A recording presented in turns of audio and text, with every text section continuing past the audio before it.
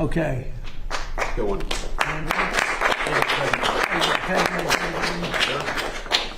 Here you go. Very important. That's a big deal. We've been working on this very long. Right? Yes, See, sir. right? Will? Yes, sir. Andrew, do you have a question? Yes, Mr. President. You said during your State of the Union that this type of fraud, the corruption, is the type of thing that can shred the fabric of a nation. Why do you suppose then that leaders in recent memory haven't looked at the systemic amount of fraud that's Because been they're taking crooked. place? And Because how much they're crooked. They make money. They gain power. They use it for power. Like with the Somalians, they vote in a block, 100%. They make a deal with the Somalians. They all vote because they're on a gravy train. It's money first, power second. A lot of people say power first. No, it's money first, power second. Did you ever see where like Mercedes? People come over from Somalia. They have no money, and now they're buying Mercedes-Benz cars.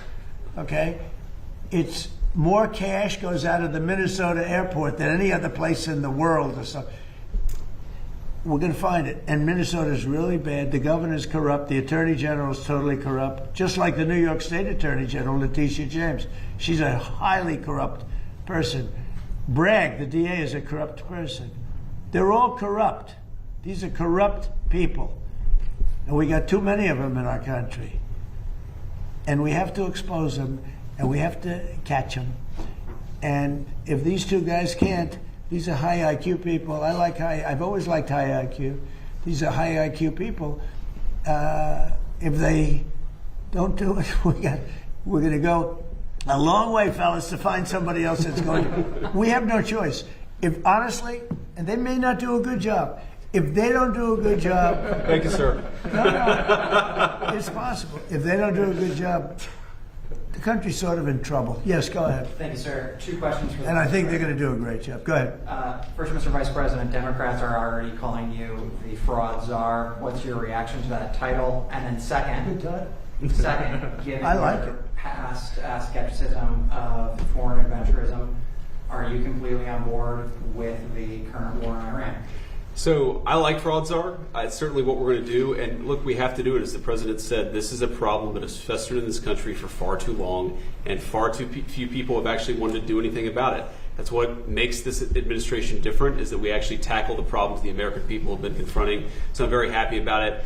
And look, I think that I know what you're trying to do, Phil. You're trying to drive a wedge between members of the administration, between me and the president. What the president said consistently, going back to 2015, and I agreed with him, is that Iran should not have a nuclear weapon. We have taken this military action under the president's leadership. I think all of us, whether you're a Democrat or Republican, should pray for a success and pray for the safety of our troops. That's the approach that I've taken. Make it as successful as possible. So there's no hesitation, given your past statements, with the current operation? What do you mean there's no hesitation with my past statements? Given your skepticism of foreign adventurism, you were a critic of the global war on terror previously. Well, I think one big difference, Phil, is that we have a smart president, whereas in the past we've had dumb presidents. And I trust President Trump to get the job done, to do a good job for the American people, and to make sure that the mistakes of the past aren't repeated. Absolutely. Thanks, sir. Look, JD's been great. But here's the simple thing, and I have, some people, I don't want wars. I want wars less than almost anybody. Peace through strength. But you know what? I've watched Iran for a long time. I've called them out 20 years ago when I was a civilian that liked watching the world. And they're violent, vicious people. The leadership, violent, vicious people. They killed 32,000 protesters over the last 3 weeks. They put out a memo 2 days ago saying, if you protest, we will shoot you and kill you in the streets. And somebody said, oh, there's not that many protests. Well, first of all, there are bombs going off all over the place. But even if there weren't, who's going to do that? Who's going to do it? They don't have any guns, and the other ones have latest in line machine gun, right? And every form of gun you can have. They shoot them right through the middle of the head. They're violent people. If they had a nuclear weapon, they would use it. And sometimes I'll have some of the people that, feel very strongly, like I do about wars. And I say, do you think Iran is violent, and do you think their people are violent? Yes, leadership. Do you think they should have a nuclear weapon? which is massive power. I don't even want to discuss how powerful because it's depressing. And they said, no, they shouldn't have. Definitely they shouldn't have. I said, and you don't want to fight war? No, we don't want to fight war. So these are naive people that frankly are stupid. If you believe that Iran should have a nuclear weapon, there's something wrong with you, because they would use it the only question is within 1 hour if they get it, or 1 day. They will use it, and they will blow up the entire Middle East, not just Israel. They'll start with Israel, but they will blow up. And you got to see that when they unexpectedly started sending missiles to every country within 1,000 miles of them. I mean, they're blowing up countries that were neighbors, not necessarily some friends. They actually were blowing up some friends. They were blowing up the people that handle their accounts. They're sending thousands of missiles into countries that didn't expect to be in the war because they wanted to take over the Middle East. And if I didn't terminate Barack Hussein Obama's horrible Iran nuclear deal, which I did in my first term, one of the dumbest deals, perhaps the dumbest deal because of the danger involved, you would have had them have a nuclear weapon 3 years ago, maybe 4 years ago. They would have used it, blown up the Middle East, and they would have then come after us. And if these gorgeous B-2 bombers, give me that bomber, Andrews. Let me just hug that little sucker. Give me that bomber over there. Thank you. You knew immediately which one. This looks small, but in person it's very big. Because it's the only plane capable of carrying a 200,000-pound bomb. So I don't know how they do it, because it's very sleek and nice, but it carries a lot of weapons and there's a lot of bombs. But had I not sent this incredible machine times numerous others to hit Iran at midnight with no moon, dead dark, every single bomb was dropped right down the chute that it was supposed to hit. How they do it, who knows? Nobody else can figure. No other country can do it. No other country has our military or even close. And I think we've probably proven that with Venezuela and now with because we have done a number on Iran. But if I didn't do that, if I didn't decimate, I call it their nuclear dust, they would have had a nuclear weapon within 1 month after that bombing took place. And they would have used it on first Israel and then the Middle East. And you know that because all of those missiles that were launched against their neighbors were set long ago, long before they knew they would be using them this quickly. Had we not done this, you would have had a nuclear war that would have evolved into World War III. And more important, this is a war that there would have been nothing left. So we've done a great thing. The people that say it's okay for a very sick ideology, a very sick country in terms of its leadership, very good people, great people. But the people that say that, I think they're actually, they're either evil or they're stupid. So if you believe that Iran should not have a nuclear weapon, they should not have it, then you have to absolutely love what I've done, because in 2 weeks we have decimated them. They have no Navy, they have no Air Force, they have no anti-aircraft weapons, they have no leadership. The leadership is gone. But then they set up a new leadership to go and name a new leader, and that leadership is gone. And now they think maybe the sun is gone. They're all gone. My biggest problem is I have no idea who we're talking to, because nobody ever heard of any of these people. They're all dead. But we did a job for the world, not a job for us, for the whole world. We took the worst country in 50 years and maybe longer from the ideological standpoint, a country that wanted to blow up the world, a country that is sick, and it has a religious fervor. And when you add religion, you know, people don't realize more people died in religious wars than every other war put together. And that's what you would have had here. And it was a terrible thing. I'm very proud of what we did. And I think JD understands better than most, if you give Iran a nuclear weapon, at least a very substantial part of the world would be blown up. and it'll be used almost immediately. Yes. Thank you, Mr. President. You don't mind if I keep this here, do you? Isn't that a beautiful thing? You know, I used to look at it, and I said, it's a piece of art, but how can it be effective? It's so stealth. Think of it, Peter. 1 a.m, it flies in, and they say, sir, they're in Iranian airspace. And I say, oh, and I'm watching it from the Situation Room with a couple of other very smart people, including some good generals, real generals, not television generals. And all of a sudden you see that dive, they start diving, and sure, and you see him 30,000, 20,000. Boy, I said, that was a lot. They went down fast to aim it. And they know they're coming, and they're smart, and they never saw them. And they're firing a little bit, but they don't know what they're firing at because they can't see a thing. And then you hear the biggest explosions that anybody's ever heard. Those are the biggest bombs. Outside of nuclear, those are the biggest bombs. And you say, what technology we have. What a great country. I built it, largely, I built it during my first term. I built it. I didn't know I'd have to use it this much in my second term. But we had an incompetent president. We had an incompetent administration.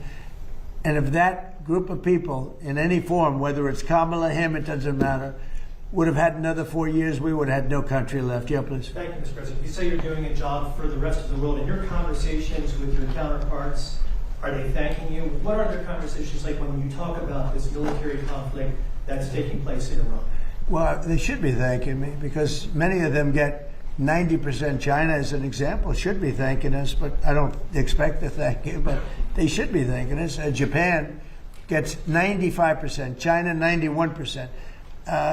Many of the countries, South Korea gets a tremendous percentage of their oil and therefore their energy from the Straits, or as they call it, the Strait. And they should be not only thanking us, they should be helping us. What does surprise me is that they're not eager to help. There are a couple. We'll be announcing some names soon. There are some that really were right up front. I would announce their name now, other than maybe they'd prefer it not being announced for whatever reason. I will say this: it's a lot easier to get people today than it was 2 weeks ago. 2 weeks ago, before we destroyed before we obliterated the country, before we took out, because they're down to about 8% of their missiles. They're down to a small portion of their drones, and we've demolished many of their factories where they make the missiles and the drones, and the rest are all following. Our military has been amazing. We hit Carg Island, took out every single thing on Carg Island except one thing. We left the pipes, because if we take out the pipes, it takes a long time to build them. And at some point, something's going to happen that's positive with respect to those pipes. But there are some countries that greatly disappointed me. And I'm the one that got them to pay from 2% to 5% of GDP, NATO. And I get along great with those countries in NATO, but I always said, the problem with NATO is we'll always be there for them, but they'll never be there for us. And when I hear the UK, which was sort of considered the Rolls-Royce of allies, right? When you say they were the oldest and they were going to be there. And I say it would be really helpful if you'd send over a couple of ships, and if you have some minesweepers, which they do, be very helpful. And the Prime Minister is a nice man. I think he's a very nice guy. He says, well, I'd like to ask my team. I said, you don't have to worry about a team. You don't have a team. You're the Prime Minister. You can make a decision. Well, I have to speak to my people. I said, you don't have to speak to anybody. So it was very disappointing. And then after we obliterated them, destroyed their military, the whole thing, and it became a much safer zone, he said, we're going to send over 2 aircraft carriers. I said, I don't want them anymore. I don't want them after we win. I want them before we start. I don't need your aircraft carriers after we've already won. So, those things are very disappointing. And you have to remember, we have 45,000 troops in Japan. We have 45,000 troops in South Korea. We have 45,000, 50,000 troops in Germany. We defend all these countries. And then, do you have any minesweepers? And they say, well, Would it be possible for us not to get involved? I've been saying it for a long time. This is the greatest thing to come out of this. We spend trillions and trillions of dollars on NATO to defend other countries. And I always said, but if it ever comes time to defend us, they're not going to be there. Many of them would not be there. And we're going to have to start thinking more wisely in this country. Some have been very good. One or two have been great. I'll tell you who the great ones are at the right time. But there have been some that were right up there, Peter. They were right up there. They wanted to do it so much. Go ahead, Peter. Thank you. You were talking about Iran a couple times today and what they did after Epic Fury began. You said they hit Qatar, Saudi Arabia, UAE, Bahrain, Kuwait. Nobody expected that. We were shocked. Are you surprised that nobody briefed you ahead of time that that might be their retaliation? Nobody, no. The greatest experts, nobody thought they were going to hit. They were, I wouldn't say friendly countries. They were like neutral. They lived with them for years. Peter, they were going to take over the Middle East. They were going to knock out Israel with their nuclear weapon. But after we knocked out their nuclear potential weapon, they started building missiles, thousands and thousands of missiles. And they were going to do it with missiles while they developed. These are sick people. While they developed nuclear, somehow they were going to start at a different site, because that site was, you saw the site, the mountain. They were going to go into a certain area, which we know exactly where it is, and they were going to do that. And it's incredible what we've done. I tell you, the job we've done. Do you know, if I didn't terminate Barack Hussein Obama's Iran nuclear deal, you would right now, well, Israel would be gone. It would be incinerated, and probably the Middle East likewise. And remember, they have all of those missiles. And I heard they were sending missiles to UAE. I said, that's strange. You know, UAE is like the banker for Iran. They're like the banker. Qatar, their neighbors, they got along okay. Saudi Arabia. All of a sudden, Kuwait is getting hit. Bahrain is getting, all these countries are getting hit. There was no expert that would say that was going to happen. It's not a question of like, gee, should you have known? And if we did know, big deal. I mean, we have to do what we have to do. But we hit them so hard like nobody's ever been hit. We hit them very hard. And we've extinguished most of their missiles. We've extinguished most of their drones. We've extinguished most of the places where the missiles and the drones are built. We've fully extinguished 2 layers of leadership and probably a third, if you believe some stories. So we only have one thing. They have a little choke point, and they've used it very well for years, but it doesn't work. But I think this, if some of these countries that we've been good to for years, and maybe more important than that, some of these countries that get 90% and 95% of their energy from Hormuz, the Strait. Hormuz, a famous, wonderful, beautiful place, but you wouldn't want to be necessarily sailing a boat there right now. I would not. Okay, you know why? Not because of them, because of us. Because we've taken out their entire Navy. We've taken out every one of their drone, they call it a drone layer, a mine layer. There's specific boats that are meant to put mines on. How would you like to have a nation that has 22 boats where their sole function, they're very different looking boats. You wouldn't want one for your family. They're not pretty. Their sole function is to lift a mine into the water and drop it a certain number of feet down.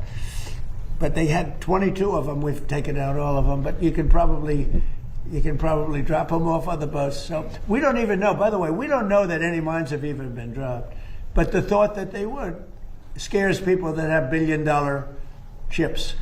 Yeah, please. Thank you, President Trump. I'd like to ask the Vice President about his plans to go after possible fraud in California and New York. We know, of course, about Minnesota. And President Trump, first could I ask you, you said earlier today that the new Supreme Leader, the Committee, you don't know if he's dead or alive. There are a couple interesting reports about him today. There's one report that he just narrowly escaped death in the first airstrikes by stepping out into his garden. There's another report that he may actually be gay despite leading a theocracy that hangs gay people. How do you determine what's true, and do you have an assessment of those Well, so far nobody knows. If you look at his father, he used to give talks a lot, talking about death to America. He'd say death to America all the time. When they say death to America, you should believe them, because that's what they would have. If they had a nuclear weapon, they would have used it. But they never had the chance. I never gave them the chance to use it. And other presidents should have done. I spoke to one of the former presidents who I actually like.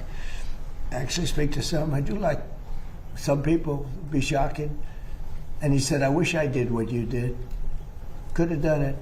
Other presidents, somebody should have done it. 47 years this went on. They call Iran the bully of the Middle East. And you could have never had the Abraham Accords. You could never have had peace in the Middle East. Now you're going to have peace. You could never do it with the dark cloud of a nuclear, or his face is blown to smithereens with no legs and no arms. Those two, no legs, no arms, and a face that got racked. That was done by roadside bombs. That's the favorite weapon of Soleimani, who I killed in my first administration. General Soleimani. Had I not killed him, that was the beginning of their downfall, because had he not gone, it's possible that we would not be this far advanced in destroying Iran, because he was a really good general. He was a vicious, horrible man, but he was a brilliant general. And he was looking to knock out 5 of our military bases at one time. And the man that died with him was his counterpart in Iraq. And they were working together. And they got hit real hard. And if that didn't happen, we would have had a problem. But maybe more importantly than that, he was really the mastermind behind it. And they never found somebody to replace him in terms of the genius. I knocked him out. And that was a big step, knocking him out. But if we didn't get rid of the Obama deal, I terminated it against the wishes of my then Secretary of State. He was no Marco. Against the wishes of a lot of people at the time. You remember that, Peter? A lot of people. Had I not terminated, remember that, Stephen? You remember? They were all going, no, this is not. That deal was a disaster. That was a road to a nuclear weapon. They would have had it 3 years ago. And it would have been used, I would say, 2 to 3 years ago, and it would have been used in the Middle East. And by the way, after they were finished that, they were coming over here. They never got a chance to do it. I just want to ask you about something very interesting that you said twice today. That you talked to another former president about the Iran strikes. I did. Was it George W. Bush? No. Was it Bill Clinton? I don't want to say. I don't want to say, because Barack Obama. a member of a party, they have Trump derangement syndrome all, but it's somebody that happens to like me, and I like that person who's a smart person, but that person said, I wish I did it. Okay, but I don't want to get into, I don't want to get him into trouble. Maybe, hey, you know what? I think you probably know. It's interesting. And maybe he'd be proud. I could even ask him that. Would you like me to reveal your name to Peter at Fox? Well, at least you have high ratings. Your ratings are through the roof, Peter. Yeah, Congratulations. thank you for noticing. Congratulations. Can I ask you another question about the war? If Iran, as you said, totally obliterated, got the missiles, got the first 2 rounds of leadership, Air Force gone, Navy gone, can we wrap this war up this week? Yeah, sure. Good. Will we? I don't think so, but it'll be soon. Won't be long. And we're going to have a much safer world when it's wrapped up. It'll be wrapped up soon. We're going to have a much safer world. I had an obligation to do this. I didn't want to, I call it an excursion. I didn't want to make this journey. We had the highest stock market in history. We had low gas prices. Everything was good. And I know exactly. I know what, you're going to do it. And people are going to raise the price of oil. That's good. But I know that. But that's a very small thing compared to allowing them to have. You want to see a stock market go down? Start letting them hit you with nukes. Okay? I think, I said it this morning, I think it's a very small price to pay. And frankly, I thought it was going to go down much more, if you want to know the truth. I assumed that it was going to go down much more, only because people don't understand to a large, it's a big chess game.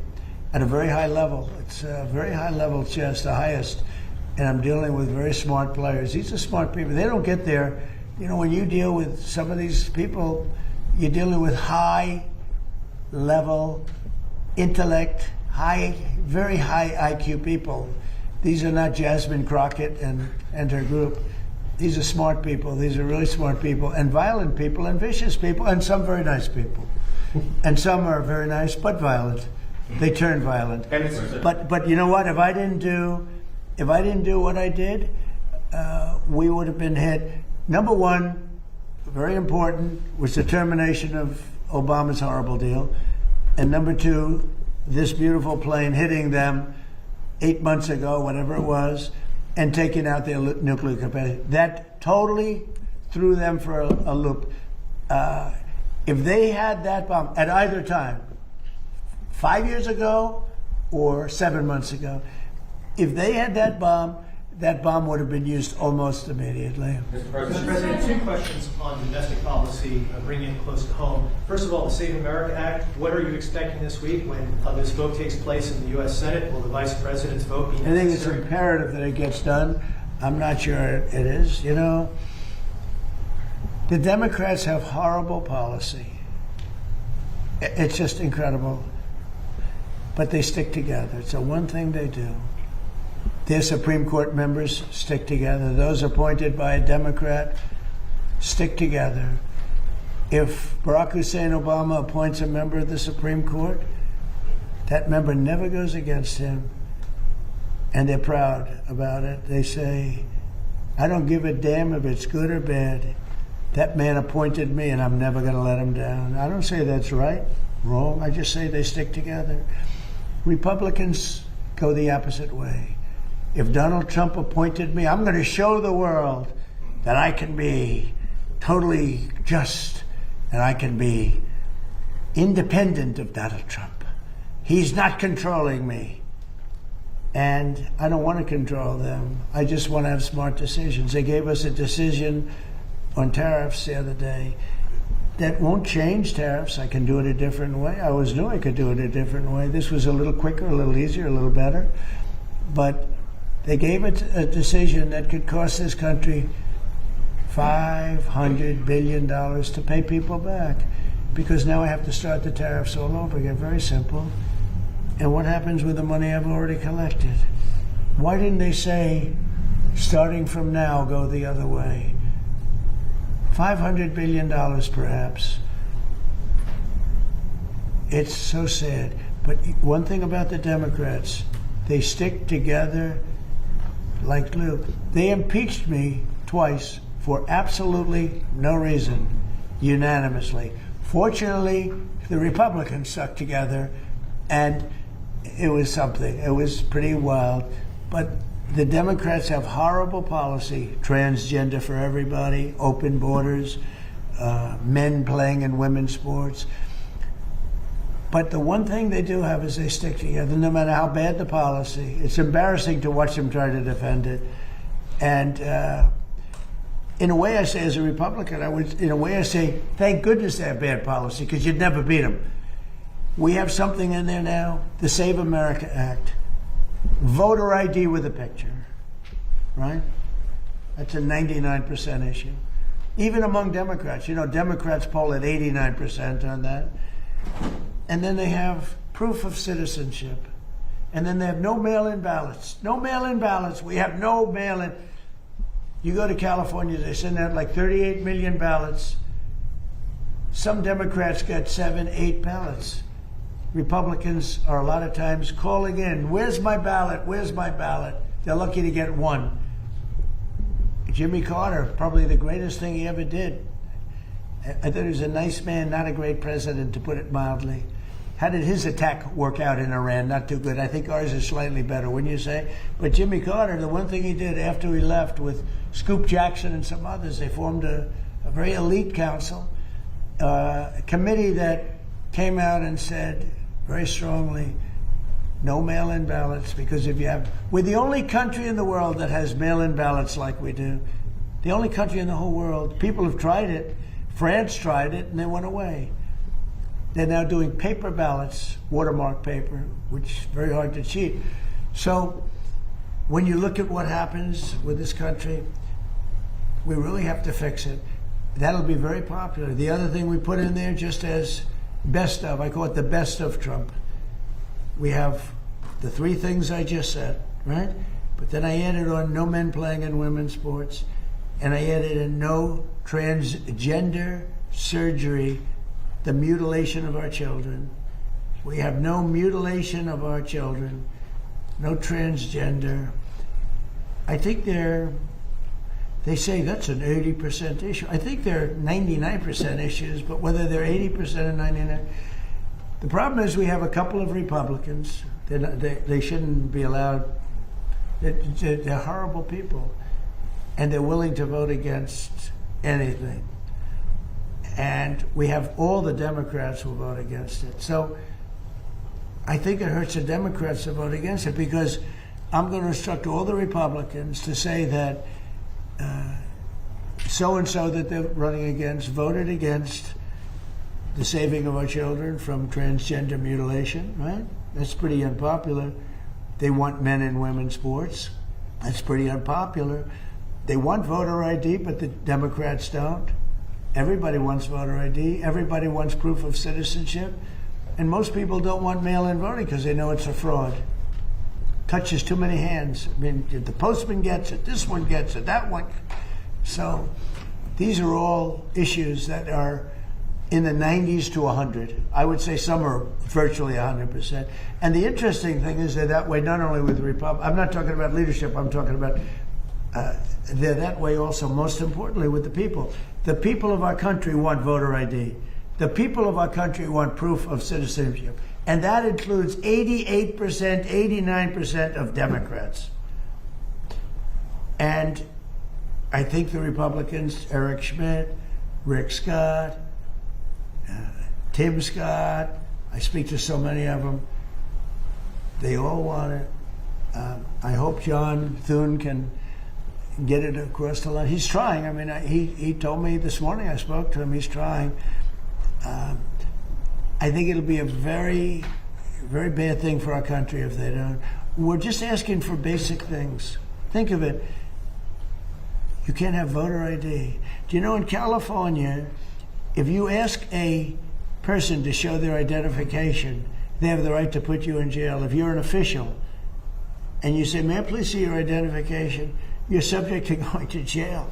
That's how crazy it's gotten. With a low IQ person, because Gavin Newsom has admitted that he has learning disabilities. Honestly, I'm all for people with learning disabilities, but not for my president. I think a president should not have learning disabilities, okay? And I know it's highly controversial to say such a horrible thing. The president of the United States, Gavin Newsom, admitted that he has learning disabilities, dyslexia, everything about him is dumb. But then he looked at the audience and said, but I'm smarter than you, or something like that. That was pretty stupid. So now on top of everything else, I call him a racist because it happened to be a black audience. I will tell you this. I think it was the worst interview I've ever seen of any human being in my life, okay? Anybody else have any questions? Will it be necessary to use even a limited ground force to secure whatever nuclear material remains in Iran as part of that threat? No. And secondly, have you made a decision? You mean to go in and get it? Yes, sir. Why would I tell you a thing like that? And secondly, I can't say to reporters, sir, will you attack Carg Island? Will you occupy Carg? They ask me these questions. And I don't want to be mean, but they're stupid questions. If any president answered those questions, they shouldn't be president. And secondly, sir, do you still plan to travel to Beijing at the end of this? I don't know. We're working on that right now. We're speaking to China. I'd love to, but because of the war, I want to be here. I have to be here, I feel. And so we've requested that we delay it a month or so. And I'm looking forward to being with them. We have a very good relationship. But because of the war, there's no tricks to it either. It's not like, oh, gee, I'm waiting. It's very simple. We got a war going on. I think it's important that I be here. You know? So it could be that we delay it a little bit. Not much. Peter? When you say Cuba is next, Cuba. is Cuba, whatever you do with the military there, it seems like something, will that look more like Iran or Venezuela? Can't tell you that. I can tell you that they're talking to us. It's a failed nation. They have no money, they have no oil, they have no nothing. They have nice land. They have nice landscape, you know. It's a beautiful island. I think they have great people. You know, I know so many people from Cuba that were treated terribly and they're over here and they became rich. They're very entrepreneurial people, very smart. I know a lot from Florida especially. There's so many people. A friend of mine started over with nothing. He's now the largest owner of gas stations in the country and stuff. I mean, Cuban. I also know, I was just with a fantastic person who's Cuban and made a fortune in sugar. You know, Fanjul family, right? And this family wants to go back to Cuba to visit it. They haven't been back in like 50 years or something. They largely come from Cuba.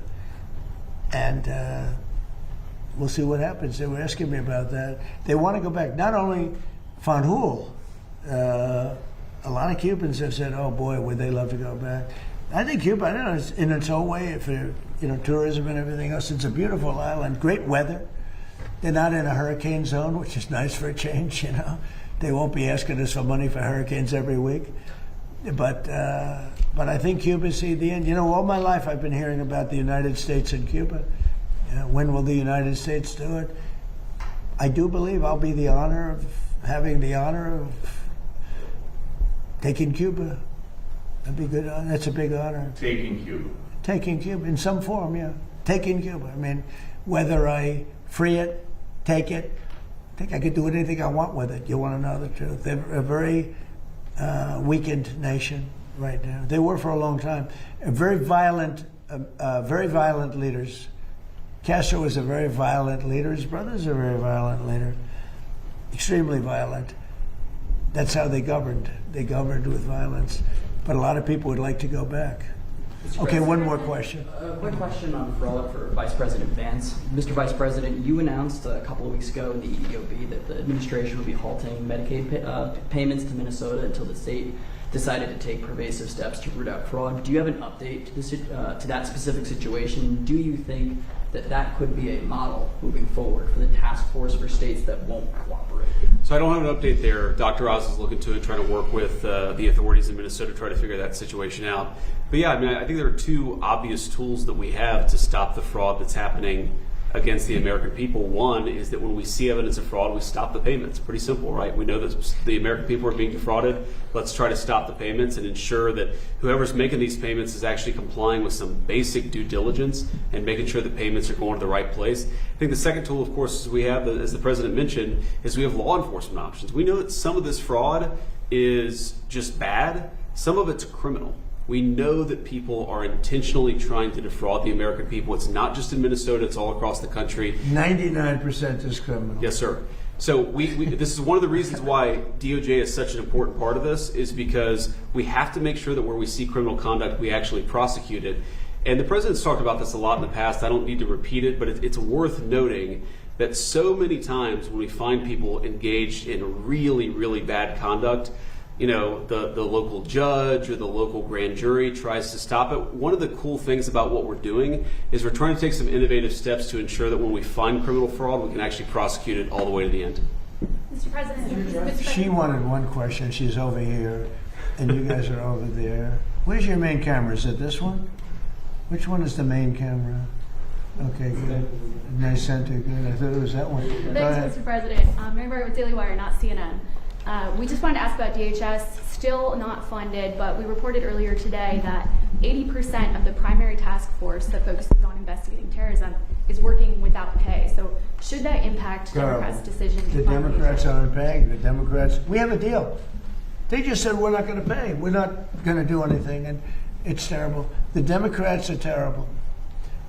You know, it'd be nice to get along, but for years this has been going on, not just with me. For years it's been going on. Different ideology, but also different tactics.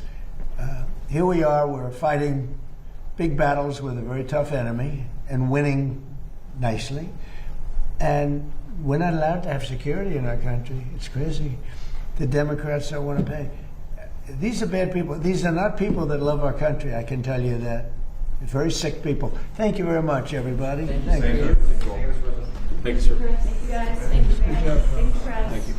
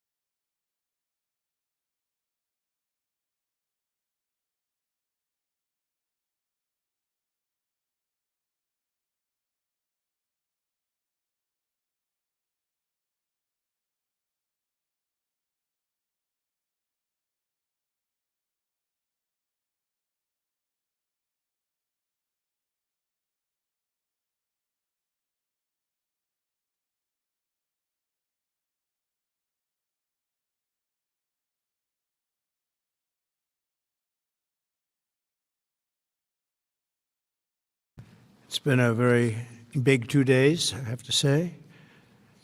And we'll be heading back to Washington, D.C. right after this. As you stated in your State of the Union address, in light of widespread revelations of fraud in federally funded programs in states like Minnesota and California, this executive order in front of you will establish a new task force aimed at rooting out that fraud, returning potentially billions or tens of billions or even hundreds of billions of dollars to the American taxpayer. This task force will be chaired by the Vice President.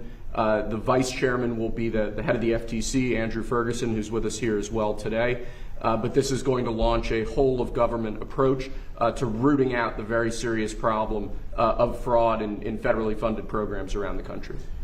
As an example, you've been seeing it, and seeing it pretty big in Minnesota, $19 billion. But that's only for one little aspect of the fraud. It's $19 billion, and California, as they say, is 10 times worse, and other states are 10. And this is not a Republican-Democrat thing. This is wherever it's taking place. It seems that it's usually in blue states. If it's in a red state, we're going there too. But it seems that it's heavily, heavily, heavily Democrat. And what they've done is so sad. When you look at the Minnesota scam, a lot of it has to do with Somalia. Nobody's calling out anybody, but a lot of it has to do, but it's Somalia and plenty of others. And I believe the governor is complicit. I believe Ilhan Omar is complicit. I believe that your attorney general is complicit. And if they are, you're going to hopefully find out about it, and you're going to have to do what you have to do. If we found half of the fraud that's taking place in this country, and I think you have a chance of doing that, we would have much more than a balanced budget. That's the kind of numbers you're talking about. The theft is incredible. And I think JD will make, and Andrew will make a charge later on that local states should handle nursing homes and all of these things that the federal government shouldn't be involved in. It's too big. The federal government should handle military and a couple of other things. But when it comes to nursing homes, you saw where a young gentleman was going around and knocking on doors, and none of the nursing homes existed, none of the nurseries existed. The money that's being paid out, and the federal government pays for it. When you see all these people coming in illegally into our country, many criminals, many drug dealers, murderers, 11,888 murders, and you look at California, and more come in, and yet they never had money, and yet they pay them. You know why they pay them? Because the federal government is charged with paying. We're not paying them anymore, and I said that. So these two really smart guys are going to be, I think it's going to, hopefully it's going to be JD's. This will not be like a Kamala, where she was put in charge of the border, and she never went there, JD, right? You promise? I promise, sir. Remember, Kamala was put in charge. She was the border czar. She never went to the border. She never called any of the great Border Patrol. The Border Patrol testified. We never spoke to her in 4 years. That was a disaster. But this is different. This is a different group of people. I think maybe before JD, I'll ask Stephen Miller to say a few words too, please. Thank you, Mr. President. Well, under President Trump's leadership, as we've seen, the illegal flow across the southern border was stopped completely. But what we found since President Trump came into office is that the Democrats have set up a system to funnel hundreds of billions and ultimately trillions of dollars to migrants that are in our country, oftentimes from places like Somalia. So as an example, ICE recently asked a group of illegal immigrants that were in detention whether or not they were receiving Medicaid. Half of them raised their hands and volunteered that they were on Medicaid. Just volunteered that. These aren't the ones who are hiding it, right? They also asked illegal aliens how they paid their medical bills, and they said that if they don't have Medicaid, they go to hospitals, they get free care there, and they bill it to the taxpayers. So they aren't paying for any of their own health care in this country. This is one example. And we've seen this over and over and over again. So under President Trump's leadership, and then of course with JD and the head of the FTC, Andrew Ferguson, we're going to see the first ever effort in American history to reclaim the ultimately trillions of dollars that were stolen from taxpayers. I believe, and I know President Trump believes, that when this theft is exposed, we will see that if all of it were stopped, it would be enough to balance the budget. the extraction of wealth from American taxpayers to people who don't belong here is the primary cause of the national debt, and this is the first ever effort to shut that down. Thank you, Mr. President. First ever. And everyone knows they've been cheating for years. It's the first ever. And it's got to be stopped. I mean, it's got to be stopped. Think of it, Somalia is a third world, maybe a fourth world nation. One of the worst, one of the most dangerous. They don't have anything. They don't have councils. They don't have government. They don't have police. They shoot each other all over the place. They come here and they steal $19 billion. It's crazy. And Ilhan Omar, I hope this is part of it, but she married her brother, supposedly. I mean, there's a lot of documentation. That means she's here illegally and she's a congresswoman. And I hope you're going to be looking at that, or somebody is, all right? Because she's one of the ringleaders here. She's bad news, really bad news. She's so bad for our country. Anyway, JD, please say a few words. Yes, sir. Well, thank you, Mr. President. This is a very important whole of government approach to tackle the fraud problem. And let me just tell one story. One of the things that even before this executive order was signed that we were able to stop under the president's leadership is we saw evidence that in Minneapolis there were Somalis, primarily illegal immigrants, who were defrauding a Medicaid program that was meant to go to autistic children. So they were taking children who were supposed to get benefits, and they were claiming that their kids were actually autistic even though they weren't. And what did this mean? This meant two things. Number one, you had a lot of people getting rich off of the fraud while American citizens got poor. And the second thing that it meant is that you had autistic kids in Minneapolis, in suburban Minneapolis, who weren't getting benefits they needed because Somali fraudsters were literally stealing out of their pocket.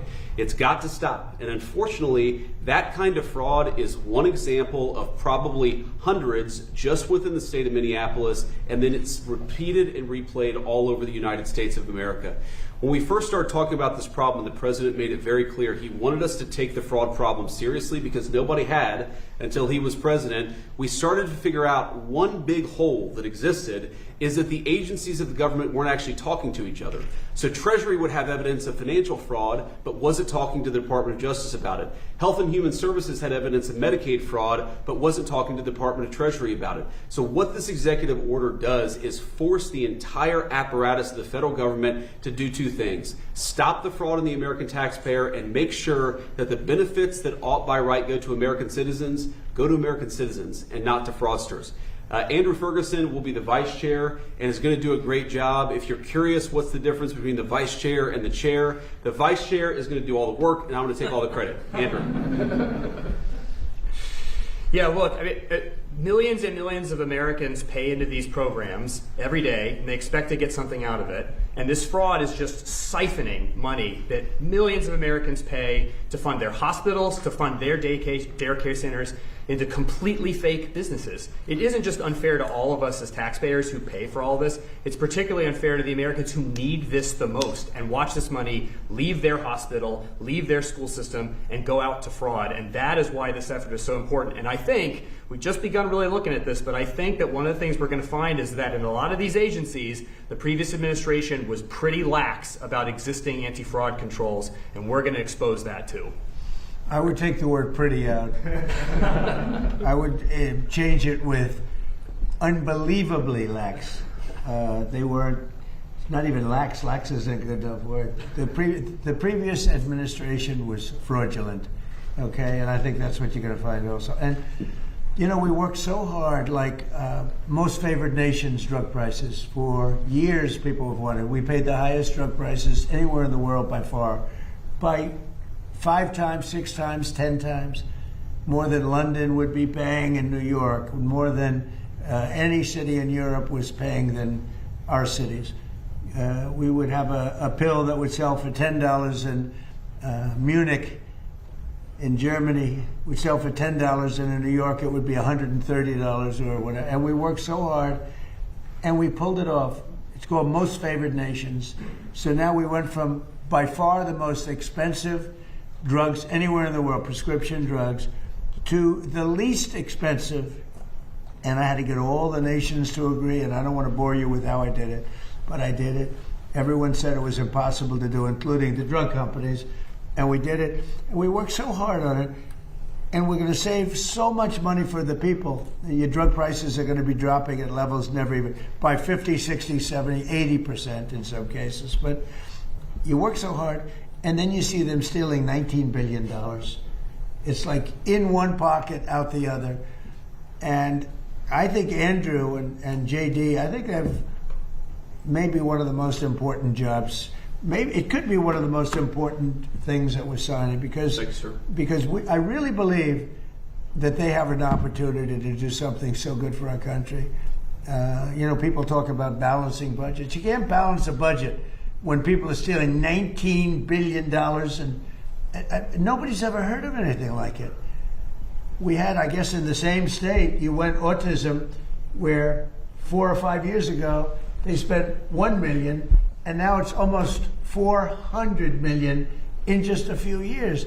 Well, autism didn't go up like that, and even the $1 million was probably a fraud. But it went from $1 million to almost $400 million in just a few years. These are crooked people. They basically said everybody in the state had autism. These are crooked, horrible people. And, I was elected with JD, Make America Great Again. That was it.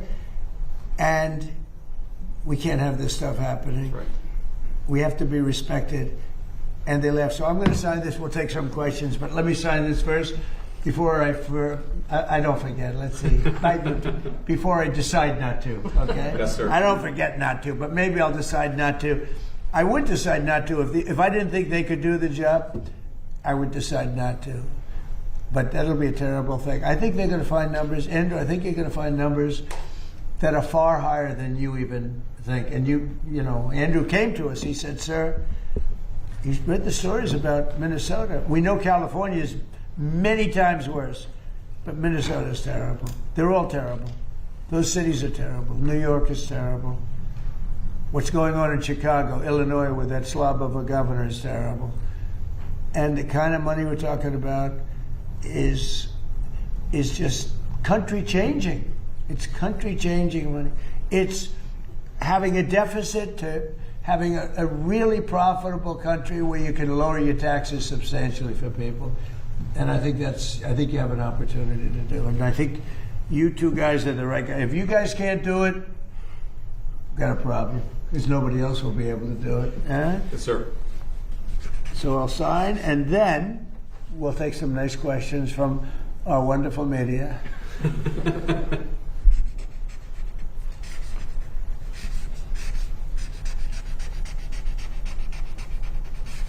Okay. Go on.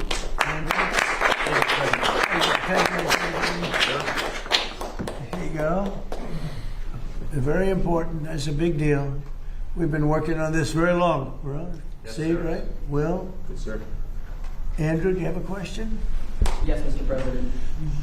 You said during your State of the Union that this type of fraud, the corruption, is the type of thing that can shred the fabric of a nation. Why do you suppose then that leaders in recent memory haven't looked at the systemic amount of fraud that's Because been they're taking crooked. place? And Because how much- they're crooked. They make money. They gain power. They use it for power. Like with the Somalians, they vote in a block, 100%.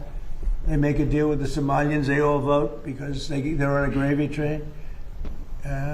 It's money first, power second. A lot of people say power first. No, it's money first, power second. Do you ever see where like Mercedes? People come over from Somalia. They have no money, and now they're buying Mercedes-Benz cars. Okay, it's more cash goes out of the Minnesota airport than any other place in the world or something. We're going to find it. And Minnesota is really bad. The governor's corrupt. The attorney general is totally corrupt. Just like the New York State Attorney General, Letitia James. She's a highly corrupt person. Bragg